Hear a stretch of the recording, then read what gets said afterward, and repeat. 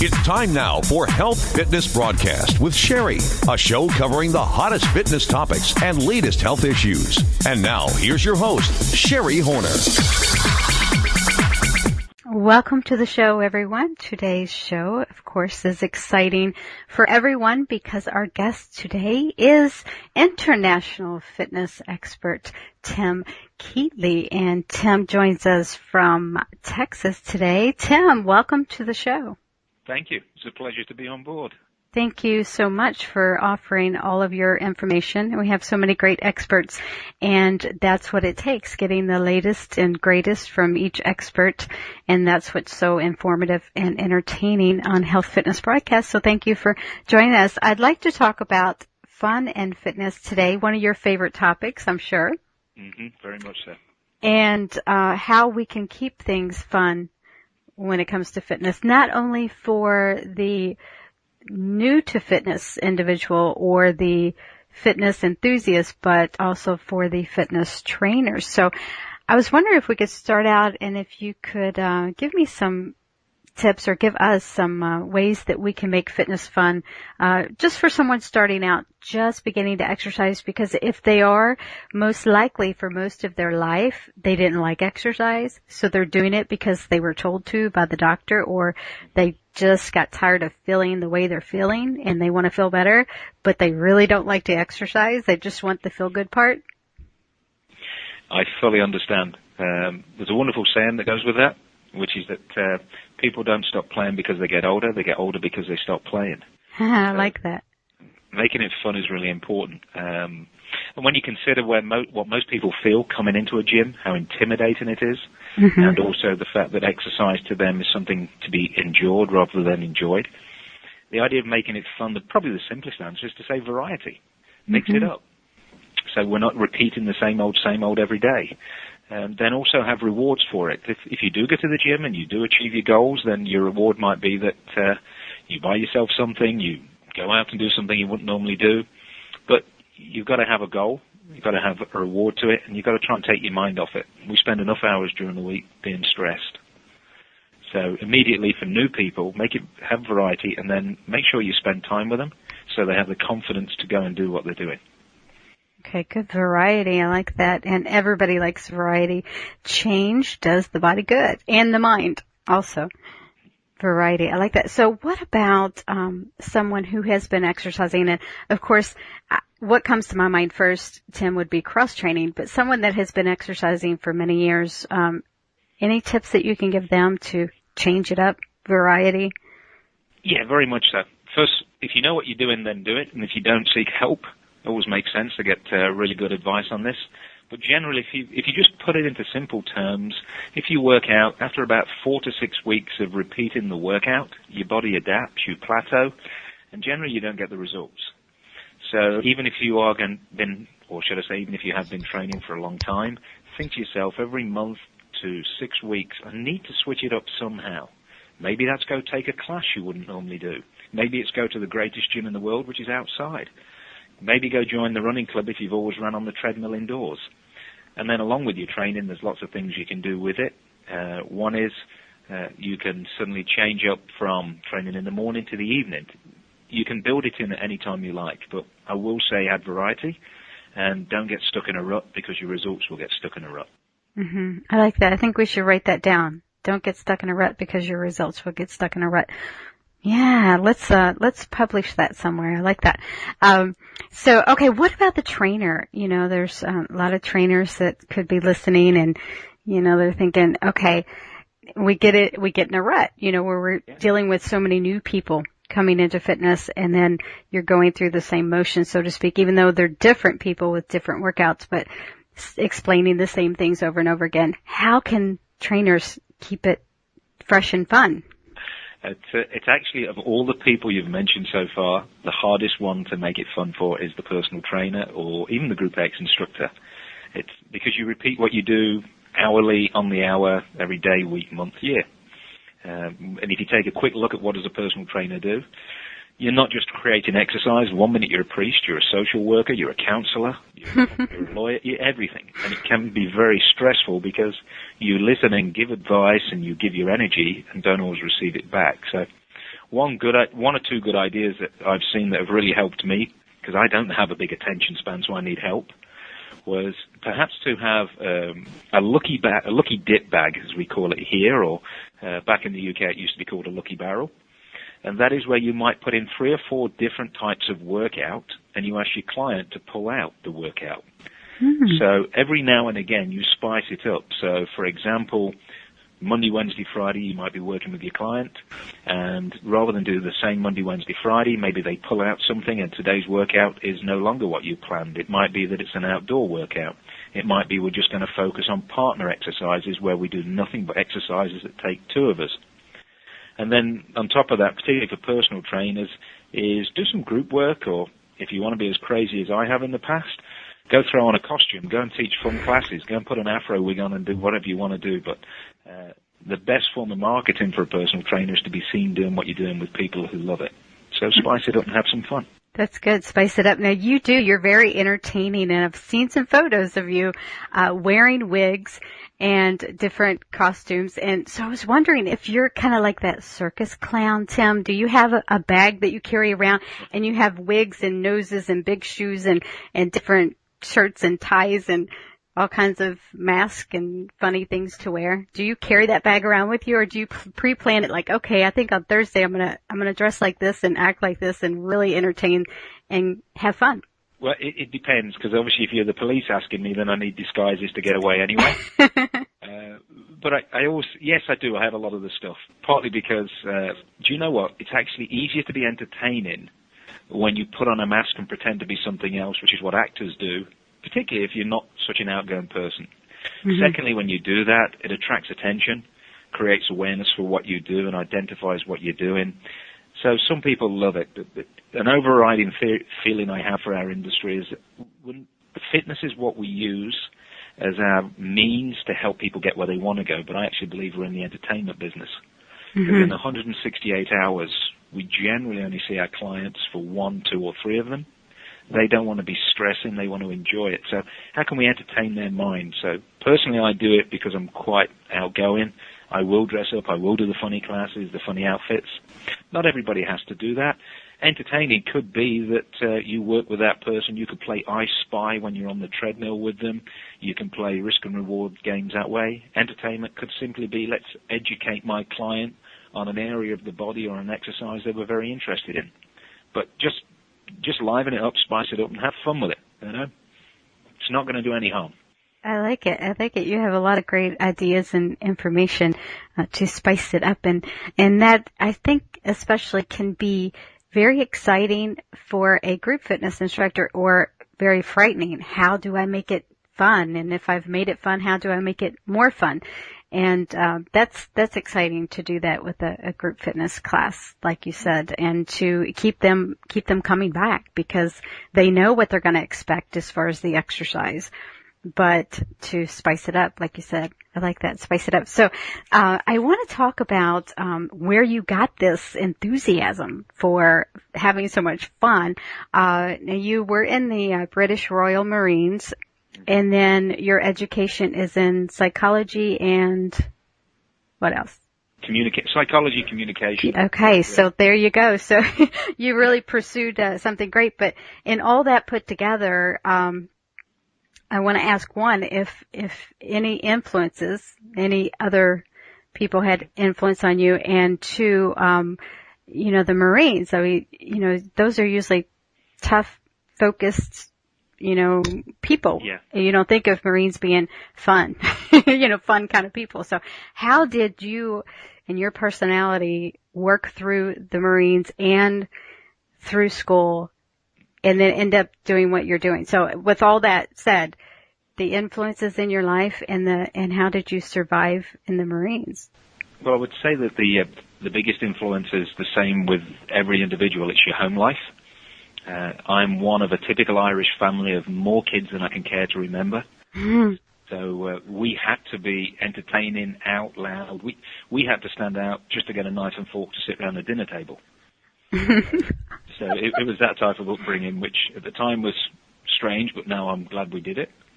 And when I was 11, 12 years of age, because My father was a self-employed painter and decorator on building sites, and he had 8 kids to look after and not a lot of income. We started going to work with him in school vacation. So whereas a lot of the kids during the summer would take 8 weeks off or whatever it is and go and do what they did, I was at a building site. So I had a miserable face. I hated life. I hated doing what I was doing. I remember my dad saying to me one day, you might as well smile and enjoy it because you're going to have to do it anyway. And if you smile, it'll go by faster. I like that. Now, do you say that to your clients? I say that to just about everybody, and they probably look at me like I did my dad, but hopefully they'll get it sooner rather than later. Mm-hmm. Yeah, I like that one too. So, wow. So that was really good, what your dad said to you. So I like that one too. So growing up, were you athletic? I mean, where did this enthusiasm for fitness come in? Very, very athletic in the sense that I was always playing sport. Sport was more fun. So back in Ireland in the UK, soccer, or as you call it here, football, cricket, boxing, rugby, a lot of sports I played. And then obviously I took that into the Royal Marines and was part of as an officer in the Royal Marines, which was an education in itself. Yeah, that's tough training. So how did you keep smiling through that? To give you an idea, the year I actually applied, there was 1,300 applicants and 15 of us passed. And the only way, if I can just paint a simple little picture for you, you go out and live in a hole in the ground for 2 or 3 weeks. You come back to barracks. You think you're going to shower and feel good, and they march you right past your barracks, down through the bottom of the camp, and out into the middle of a bog, for want of a better description. And you spend another 2 hours crawling around in that, where you can either let it break you, which is what it does to most people, or you can look at it a different way and somehow make it fun. So we used to try and make it fun, even if it's just to pass the time away. So if we were doing that sort of stuff, our attitude would be who could bury themselves deepest in the mud, who could get the dirtiest, the scruffiest, who could do the biggest outlandish things. So rather than feeling sorry for ourselves, we passed the time by occupying our minds by doing silly stuff. And we did lots of it. We got shouted at. But, hey, it passed the time. Now I see how it's all coming together. And do you say that to your clients? This is going to make you, break you, or we're just going to have fun? I do. It depends on the client. I've learned over the years I can't say it to everybody. Right. Some of them look at me and just tell me go away. But yeah, I try and have that philosophy into that, or whether it's my Group X clients or even the trainers I train. And life's too short. Put a smile on your face. Go enjoy it. And by the way, when you're smiling, you're burning calories because your lips are fighting gravity. I like that. Now, I always say keep smiling no matter what you're doing or who you're looking at, because then people will start to wonder what you've been up to. Yes. They'll be suspicious. What have you been up to? So you were born in Ireland, and you were of a large family, and then you were raised in England. So what was that like as far as fitness in England? Well, I went to school in the 70s, and fitness was very much a part of school, so it was great in that sense. And also I came from a generation where at weekends or anything like that, if you wasn't working, your mum would kick you out the house at 7 o'clock in the morning and say be back at 6 o'clock in the evening. So you'd be on the street playing football or whatever you were doing. And that's what we did. It was more fun. I don't like sitting down. I don't have the greatest attention span, which is probably the case of the vast majority of people in fitness. Mm-hmm. That's why we go to this, because it's our passion. Mm-hmm. Absolutely. Yeah, we are very passionate, and your passion definitely shows through. So what about, you had some other experiences, if you don't mind me asking about these. You were a pro golfer?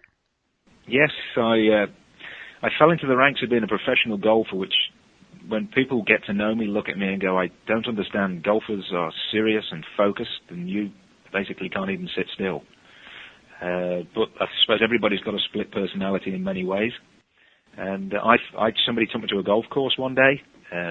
I took to it, and then before I knew it, it was taken over my life. And not long after I come out of the Royal Marines, I started following it as a passion, and I became a professional golfer for 6 years. Wonderful. That's exciting too. So you could probably write a book about several different forms of fitness and specialty for golfers.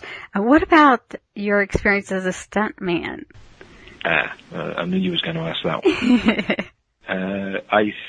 One of the things with being in the armed forces is you have an aggression that you need to release. And when I came out of the forces, I still had that. I wasn't sure how to release it safely. And I knew somebody who was worked as a stunt performer or a stuntman. And cut a very long story short, they invited me to have a go, and I ended up spending 3 years, more of a part-time role, but it was great fun doing medieval jousting, sword fighting, and all that crazy stuff that you see these guys do. And you certainly have to have a smile on your face when you're charging down 20 miles an hour on a horse with a 14-foot pole coming towards your head. Yeah, you have to, go back to that fun place and say, this is great. Keep smiling, right? Keep smiling, even if you're off that horse, or keep smiling.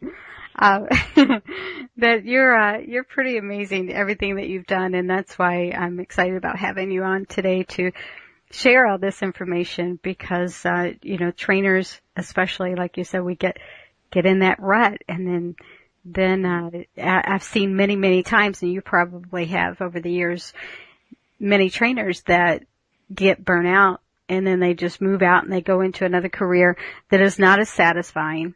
Yeah. And then they, long for that, being in the fitness industry. How many years have you been in the fitness industry? Well, to give you an idea, I taught my first class in 1983, my first personal training session in 1987. And all the time, while I might have been playing other sports for a living, I've continued to teach all the time. And then I full-time back into the fitness industry in 1996. I got injured and had to finish my golf career, so I went back full-time in 96.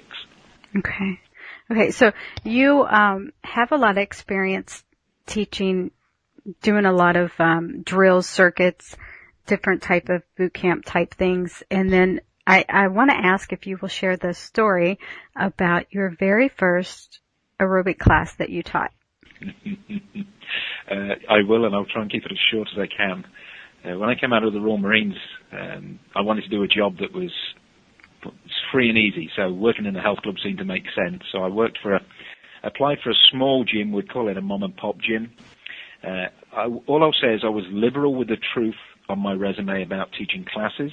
Mm-hmm. So when they asked me, we used to call it aerobics back then in the Jane Fonda days. Right. When they asked me if I'd, been out front and teaching classes, I missed the word teaching and said, yes, I'd been out front. And what I meant was I'd been on the front row.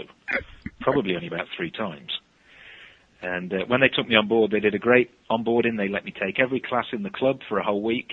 Said to me, how did I like them? I said, they were great. And they said, good, because the Monday, Tuesday, and Thursday 6:30 aerobics is yours. So I didn't sleep for 3 days and only had to learn 3 moves. And I've done some interesting things in my life, whether it be in the Marines, jumping out of planes, stunt work, boxing, stuff like that. But I have never been as petrified in my life, ever, as walking into a room of 40 or 50 women, knowing I'm going to teach my first class. Yeah, but you made it through, and you probably smiled through the whole thing. You were probably gritting your teeth, but it looked like a smile. So you were totally correct. I'll say the one thing about it was back then we had tapes. We had tapes or the little singles. And I'll say this for everybody is, even though I was petrified and even though I was dreadful, within the first 10 seconds of the music playing, facing the audience and doing "Ooh Baby, Heaven is a Place on Earth" by Belinda Carlisle, I'll never forget it. Mm-hmm. I smiled because I loved it and said, this is for me. Yes, yeah. And I think everybody in fitness knows that, whether it's a personal trainer, whatever you're doing, if you truly love it, you'll overcome all the obstacles like that, which is why I admire all the personal trainers and group instructors around the world, because they took their passion, learned how to make it a career, and followed through with it. Mm-hmm. Now, you mentioned that music, and that's another way to keep it fun with not only your clients, but for the instructors or the trainers, that music, and then it brings back certain memories. So when you hear that song that you heard, that you played in your very first class, that will bring back memories and put a smile on your face. And but certain music keeps us motivated, and that's why I think music is so important. But I bet those 40 or 50 women just loved having you in class, because back in the 70s, 80s, there weren't a lot of men teaching group fitness.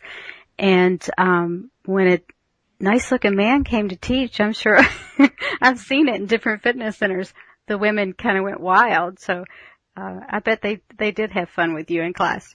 They did, and I think I have to be honest, it was a lot easier being a man teaching than a woman because there were so few of us, so I think we were just a distraction so we could get away with not being as good as we should be. Yeah, but they didn't have a lot of people to compare you to, so there you go. No, they didn't. That is very true. Yeah, so anyway, I'm glad that you stuck with the fitness industry because you've done a lot for trainers in this country. So I want to ask if you'll tell us exactly how that happened. How you're in Texas now. How did you end up in the United States? In short, when I started back in the industry full-time in '96, I spent 3 years training trainers for a living. Then I worked with a company in Europe for 6 years that went from 20 to 600 clubs. But I was always told, and I always had this itch at the back of my head saying, if you want to make it in fitness, you have to go to the USA.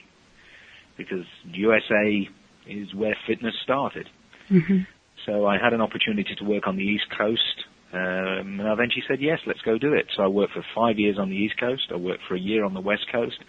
And then Gold's Gym International, which is the same age as me, we're both 45, asked me to come and work with them in their team. So here I am in Texas, probably going to have to buy a cowboy hat. Mm-hmm. You're a Texas boy now. There's no way from that. So that's great. So anyway, you do a lot of presenting and a lot of teaching to the teachers and the trainers. And but you've also trained some famous athletes, and one being a world heavyweight boxing champion, Frank Bruno. So how did that come about? How did you meet Frank? Well, Frank, actually, this is a perfect segue to think about all those silly costumes that I've worn over the past where people said he's a raving lunatic.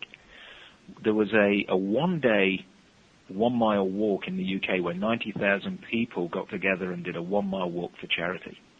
And in London there was 10,000 people, and I was the person who was warming them up.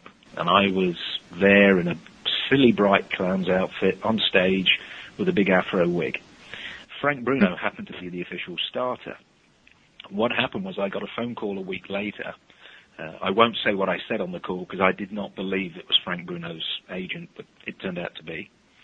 And he said, Frank would like you to come and train him as his personal trainer, which took me by surprise. But I've loved boxing, and what a wonderful opportunity. So I went and met Frank. But after getting to know him and training him for a little while, I asked him, I said, Frank, why pick me? Why pick anybody as a personal trainer? You're an amazing specimen of a human being in terms of fitness. And his words to me was, from the age of 3 till I retired at age 36, every day I got out of bed, I knew I was going to fight. Therefore, I had a purpose to work out. It was serious. The day I retired, I lost my motivation. It was hard to go and train again. And I saw you warming up all those people, and you made me laugh. And I realized that we can have fun when we exercise. That's why I asked for you, because I knew you'd make it fun. That is great. That is such a great story, and yet such a simple story, because those types of things happen to trainers every day. They may not be a world famous athlete that's calling them, but it is someone who needs a purpose again. And I mentioned before about people being in the fitness industry are very passionate, and if they get burnt out, they move along. And then I feel like something always pulls them back. And I've talked to trainers over the years, and something always kind of pulled them back into the fitness industry because in another career they didn't feel like they had a purpose. Yeah, it is so true. And when you remove everything about the industry and being a personal trainer or a group exercise instructor, there's very few people that walk this planet that can turn around and say every single day I make a positive difference changing lives. Mm-hmm. And that's what we actually do. Yes. If we can have fun doing it, wow. You're right. I agree. I want to ask if you have a couple fitness tips for us, whether it be for someone starting out or like another tip that can kind of boost the enthusiasm of someone who's kind of hit that plateau. How How about that? You have a tip that you can give us? More than we could fit in on this conversation. First and foremost, I'll say something I've always said is, if you don't fully understand what you need to do, then go ask somebody. That's what people can do for you. Mm-hmm. But also think of your personality. If you tend to be a social, outgoing person that enjoys that, then go try some group exercise classes or some small group training, some boot camps. Also, why not go and see a PT and challenge yourself to working out? You don't have to see them every week, but it'd be enough to inspire you. Something else that always you should do is benchmark yourself. So do an assessment on where you are today, decide your goals and work towards them. And then last but not least, when you go to the gym, now and again surprise yourself. Do something different, push yourself, try it. The old saying, if you're not living on the edge, you're taking up too much space. Then go try live on the edge and try some different exercises, whether it be with help, whether it be with a friend. But most of all, I would like to say this: whatever you've got, your goal is, whatever you want to achieve, write it down, and when you've reached it, let people know. Be proud about it. Don't keep it to yourself because you worked hard. Mm-hmm. That is a good tip. I want to ask if you will share that quote that you mentioned before about the 4-year-old. Oh, yeah. It was something that was told to me. The average 4-year-old laughs 400 times a day. The average 40-year-old laughs 4. And that is probably so true and so sad, isn't it? It is. And yet if we go back to our childhood, we played all these sports because we were young and we had fun and didn't take them serious. So I might be 45 years of age, but mentally I'm 4.5. That way I can laugh every day. Mm-hmm. I like that. Wow, you've given us so much information, but I want to pick your brain for what's happening in your future now that you're in Texas, and anything in your future like writing a book or producing a exercise DVD or a personal trainer DVD? The DVDs I've thought about, etc., but I'm not sure I'm going to look that good on camera anymore these days, so I might help someone else do that. Writing a book, I'm at the moment writing for the American Academy of Health and Fitness, their article. Yes, that's our friend. Which is helping me to start put that together. In a couple of weeks I'm presenting at IRSA to talk about group exercise, and then I continue to do that. Apart from that, the exciting thing is I get to work in fitness, and I still have one defining ambition, and that is to work for the proudest fitness business in the world. Yeah, I like that. So no book in the near future, but everybody has a story. Mm-hmm. And I always say that, I ask, what is your story? So I want to thank you for sharing your story with us. And not only your enthusiasm is contagious, but you really do have a great story. And I think people will be inspired about what you've done through your entire life as a golf pro and being a Marine and surviving the Marines and everything that you've brought to the fitness industry. Thank you. Thank you for sharing all of that with us, and I appreciate your time. It's been a joy to interview you, Tim. Thank you very much. I hope I didn't waffle too much. No, you're great. You did well. I appreciate all your stories and your quotes. Now, before we go, one more positive quote that we can take and run with. Oh, where would I go on this? How about this for the industry? I think the industry should raise the bar. BAAR. And it starts with your belief, which will drive your attitude, which will drive your actions, which in turn will drive your response and results. So how about everybody get together and start believing in what we do with a lot more passion and a lot more commitment, because that will raise the bar for all of us. Perfect. Well put. Okay, it's time for us to say goodbye, and thank you once again. Thank you. It's been a pleasure.